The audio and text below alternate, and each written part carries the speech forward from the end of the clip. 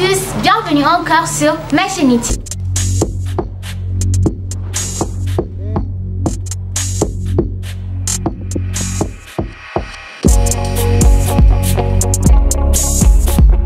Comme vous l'avez vu, aujourd'hui je vais encore vous apprendre les 5 expressions en français. Cette fois-ci, ils sont tous différents. Nous utilisons ces phrases quand nous voulons dire quelque chose. C'est un peu comme je peux dire des proverbes. C'est ce qu'aujourd'hui nous allons apprendre dans notre leçon en français. Et comme toujours, n'oubliez pas de regarder cette vidéo jusqu'à la fin parce qu'il y a toujours des choses très importantes à apprendre. Est-ce que vous êtes prêts? Très bien.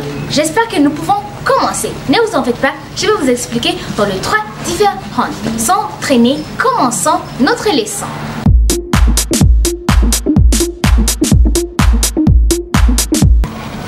Première phrase, avoir un coup de foudre. Qu'est-ce que ça veut dire? Avoir un coup de foudre, ça veut dire tomber amoureux de quelqu'un immédiatement. Prenons un exemple. Tu étais à l'école avec ton ami qui s'appelle Jeanne. Et il a dû voir ce garçon et directement, elle est tombée amoureuse.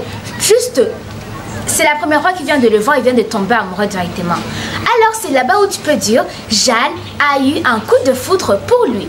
Au lieu d'utiliser le mot tomber amoureux, tu peux utiliser avoir un coup de foudre. Ça c'est beaucoup connu en français. C'est trop beau. Par exemple aussi, ça peut même dire ce n'est pas seulement pour les personnes, mais aussi pour les choses. J'ai eu un coup de foudre pour ces livres. Donc ça veut dire que j'ai aimé beaucoup ces livres. Nous pouvons les utiliser sur les gens ou aussi pour quelque chose. C'est ça, avoir un coup de foudre. Quand on dit avoir un coup de foudre, ça veut dire que nous voulons dire que quelqu'un est tombé amoureux d'une personne immédiatement, hyper trop vite. Et aussi, quelqu'un peut aimer quelque chose vite.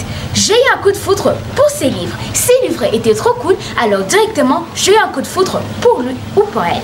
Donc, un coup de foudre, ça veut dire tomber amoureux de quelqu'un ou de quelque chose immédiatement. Jeanne a eu un coup de foudre pour lui. John a eu un coup de foudre pour lui. Voilà, ça c'était la première phrase. Avoir un coup de foudre, nous l'utilisons quand nous voulons dire que quelqu'un a tombé amoureux d'une personne immédiatement, juste subitement, maintenant. Tu vois quelqu'un et tu tombes amoureux. Ça veut dire, elle vient d'avoir un coup de foudre pour lui.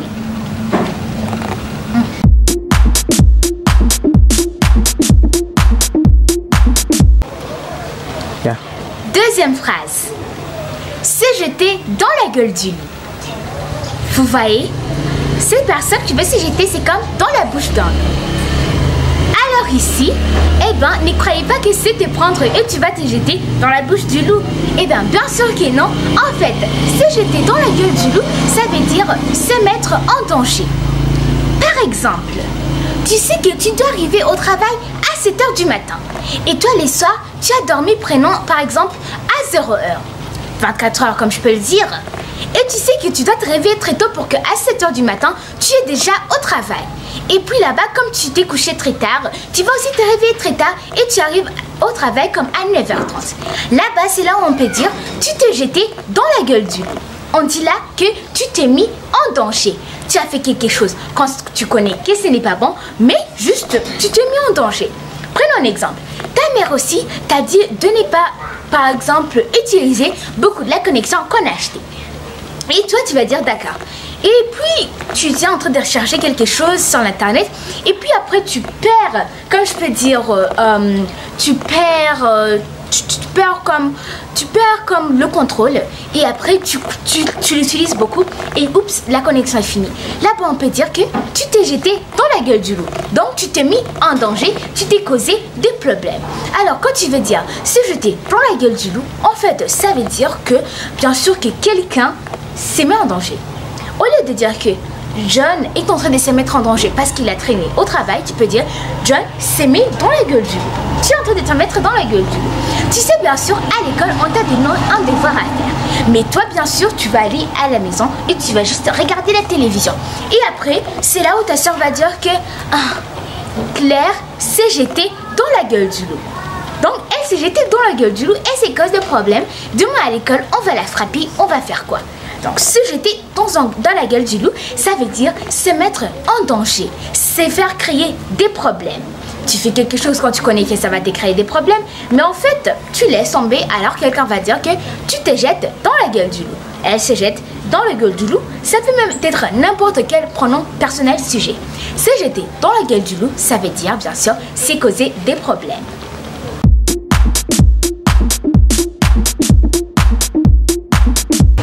Ok, la troisième phrase, ce n'est pas la mer à boire. Vous voyez ces garçons, bien sûr, ils ont de boire toute la mer avec des dauphins, des animaux aquatiques. Alors, quand quelqu'un te dit « ce n'est pas la mer à boire », est-ce que tu as une idée de ce que ça veut dire? J'espère que oui. Donc, ce n'est pas la mer à boire, en fait, ça veut dire que quelque chose n'est pas difficile à faire. Prenons un exemple. Tu peux commencer à dire que « oh, ces devoirs, et je ne peux pas finir ce devoir. Je ne peux pas finir ce devoir. » Et puis, quelqu'un te dit « ah, non, mais arrête, ce n'est pas la mer à boire. » Tu vas dire « ah, arrête, ce n'est pas difficile à faire. » Quand tu veux dire à quelqu'un « ce n'est pas difficile à faire », ne crois pas que ce n'est pas difficile à faire, c'est un mauvais français. Non, c'est un bon français, mais en fait, c'est parce que pour que tu montres un bon français, français de France, qui vient de France, tu dois dire « ce n'est pas la mer à boire. » Ce n'est pas la mer à boire.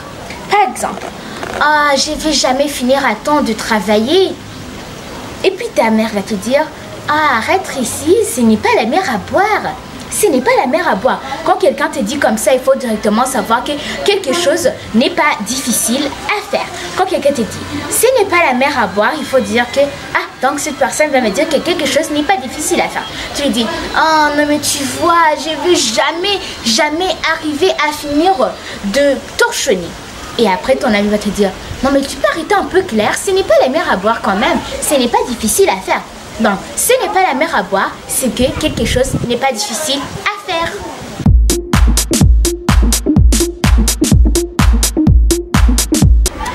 Quatrième phrase. Envoyer quelqu'un sur le rose. Pauvre garçon. Envoyer quelqu'un sur le rose. Qu'est-ce que ça veut dire? Envoyer quelqu'un sur le rose, c'est de lui chasser. C'est de lui dire « va-t'en, pars ». Prenons un exemple. Hier, je suis allée visiter ma meilleure amie, mais malheureusement, elle m'a jeté sur le rose. Mais malheureusement, elle m'a dit de partir. Donc, ta meilleure amie, tu es partie visiter ta meilleure amie, mais elle t'a dit de partir. Ça veut dire qu'elle t'a jeté sur le rose. Hier, je suis allée parler à notre voisin mystérieux et il m'a jeté sur le rose. Il m'a dit de repartir. Il m'a chassé. C'est comme ça qu'on peut le dire. Quand quelqu'un, tu veux dire, va-t'en. Quelqu'un vient chez toi, oh, tu dis, va-t'en, va-t'en, va-t'en. Et puis toi, tu vas aller dire à ta mère, oh, tu sais, Rose m'a votandé. Ça n'existe même pas votandé. Au lieu de manquer quoi dire, tu peux dire, maman, tu savais que Rose m'a jeté sur le rose? Rose m'a jeté sur le rose. Elle t'a jeté sur le rose. Donc, elle t'a dit de partir. Alors, quand quelqu'un te dit comme ça, il faut savoir que quelqu'un veut que tu pars. Et là, il ne va pas te dire que je te jette sur le rose. Tu peux dire que ton petit copain vient de te jeter sur le rose. Donc, ton petit copain veut te dire de partir. Tu utilises ça quand tu es en train de dire bien sûr à quelqu'un ce qui s'est passé. Hier, je suis allée parler à ma meilleure amie. Mais malheureusement, elle m'a jeté sur le rose. Elle m'a jeté sur le rose, elle m'a dit de partir. Elle m'a dit, va-t'en, allez, va-t'en. Comme ça. Donc, quand quelqu'un t'a jeté sur le rose, ça veut dire que quelqu'un t'a chassé. Il t'a dit de partir. Comme, va-t'en.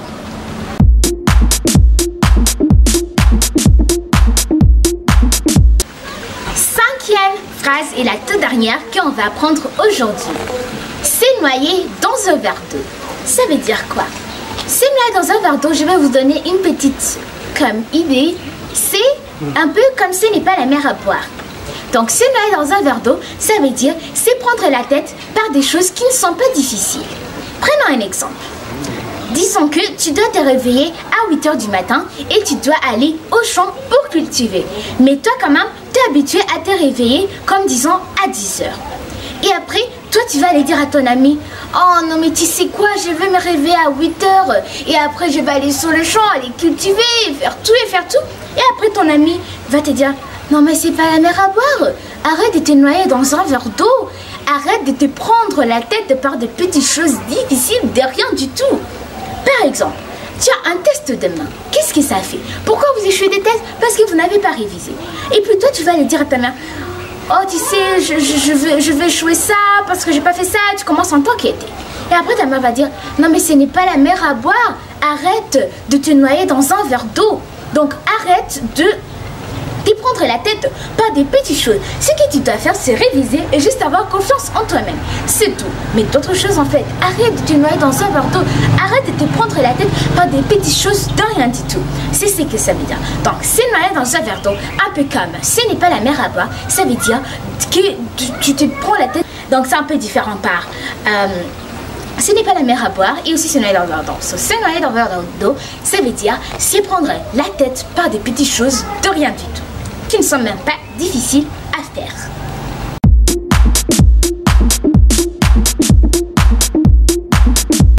Merci beaucoup d'avoir suivi ma vidéo en français. Si ça va vous aider entre quand vous parlez le français avec vos amis, avec vos patrons, avec tes parents, avec tes soeurs et frères, si ça va bien sûr vous aider, n'oubliez pas de lâcher un méga pouce bleu, de vous abonner, d'activer la petite cloche de notification et d'aussi commenter et partager mes vidéos pour que tout le monde y apprenne ces expressions en français. Au revoir les amis, à la fois prochaine.